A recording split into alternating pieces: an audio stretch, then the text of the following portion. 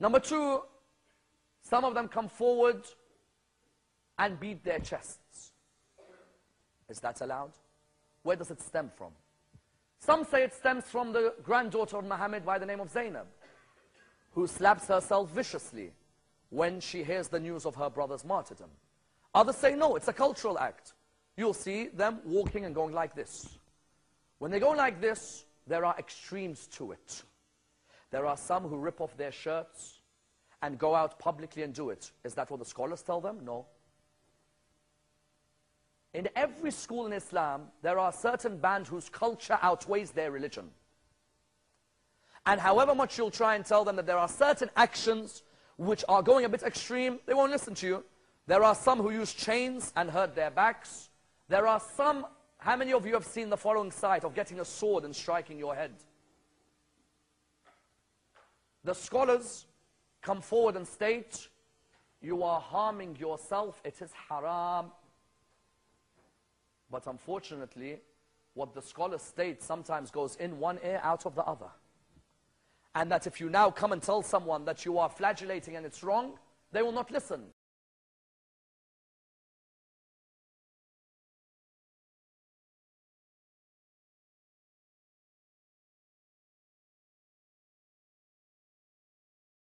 There's another school which come forward and say that the Prophet himself did not condemn anyone who harmed himself.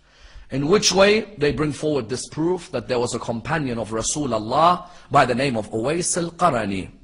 Uwais al-Qarani, they say, and those of you who've been to Sham would have been to his ziyarah on the way towards Raqqa and Halab and so on.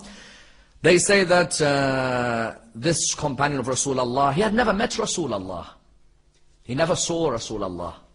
He used to live in Yemen. Rasulullah used to live in Medina. However many times he tried to go and visit Rasulullah, his mother wouldn't let him. His mom wouldn't let him. Until he wrote a letter to Rasulullah saying, Ya Rasulullah, would you please allow me to visit you? My mother doesn't let me.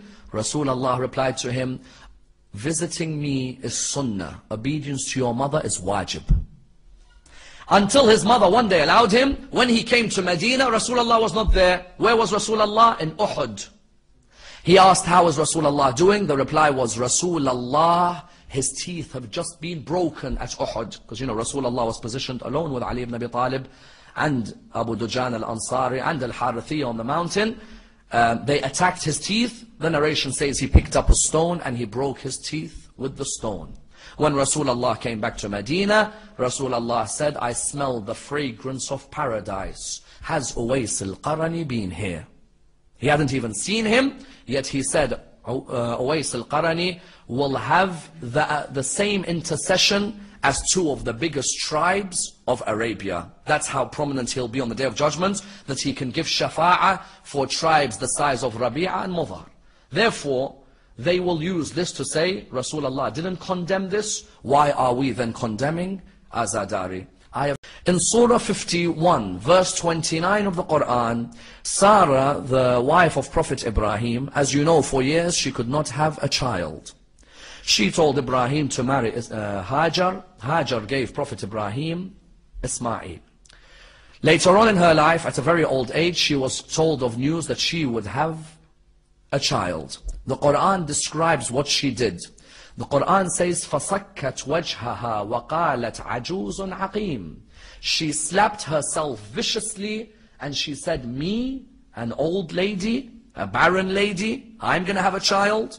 Those who advocate the idea of showing emotion to that level say, if Allah in the Quran allows the wife of a prophet, the mother of a prophet, to slap herself viciously, fasakkat means a vicious slap on oneself, then why wouldn't Allah allow us to honor the grandson?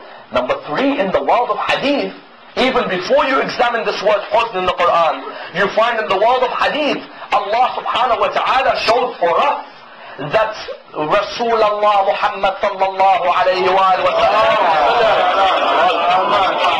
himself does not condemn the action of one expressing their grief. No. Himself praises the action of a person showing his grief. Where we find in the famous story of Uwais al-Qarani. Uwais al-Qarani, brothers and sisters, was amongst the companions of Amir al-Mu'mineen at Siffin. Those of you who have been to Ziyarah on Syria, when you go and visit Ammar bin Yasir, you visit Uwais al-Qarni as well. You've all been on that long road trip to Halab, which most people wake up and go to sleep from about 18 times during the trip. You find that within this trip, we go and we visit Uwais al-Qarni. When you visit Uwais al-Qarni, what do you find? Uwais al-Qarni was originally of the inhabitants of Yemen. Please bear this in mind, in order that you are able to back up the expressions of emotion, of grief, in the time of Muharram, to those who question them. Uwais al-Qarni was of the people of Yemen. His mother would never allow him to visit Rasulullah. He would plead with her, my mother, please let me go and see Rasulullah. Never. Mother, please allow me to see his face. Never. Until eventually, he writes a letter to Rasulullah, says, Ya Rasulullah, it is my honor if I could come and see you, but my mother never allows me to see you.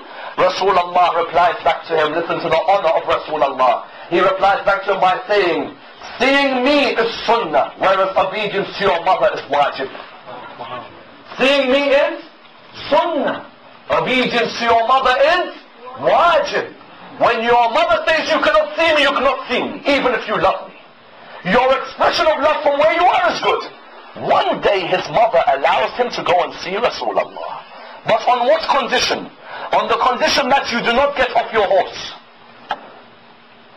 You visit Muhammad, but when you put your hand down, you can shake him. Don't get off your horse.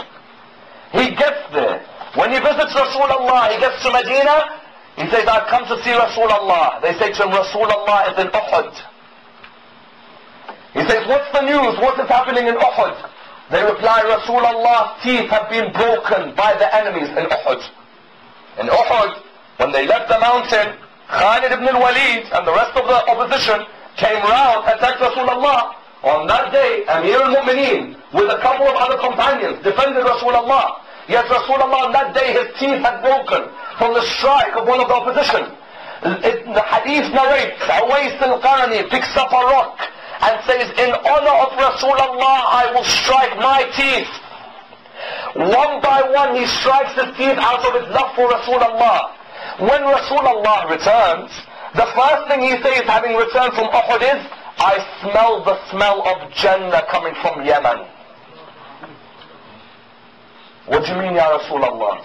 He said, has Uwais al-Qarni been here? Had Rasulullah met him? No. Had he met Rasulullah? No. Yet he said, I smell the smell of Jannah. They said to him, Ya Rasulullah, what do you mean? He said, has Uwais al-Qarni been to Islam? They said, yes. He said, Uwais al-Qarni will be amongst the first to enter Jannah. Why? Because the amount of obedience he shows his mother, Allah will open the doors of Jannah for him. Here we find that the sunnah, the word sunnah of Rasulullah means the things Rasulullah says, the words Rasulullah says, the acts Rasulullah acts, and number three, the areas Rasulullah remains silent on. Sunnah is what? The teachings of Rasul, which are what? His words, his actions, and the areas he remains silent on. It is agreed in both schools in Islam. Rasulullah, when hearing about Uwais al-Qarni, does not condemn the action. Does not say the action, oh, this action was harmful to his teeth. Why did he do it? On the contrary, he says Uwais al-Qarni is amongst the first to enter Jannah. Therefore, what do we find? We find that the Quran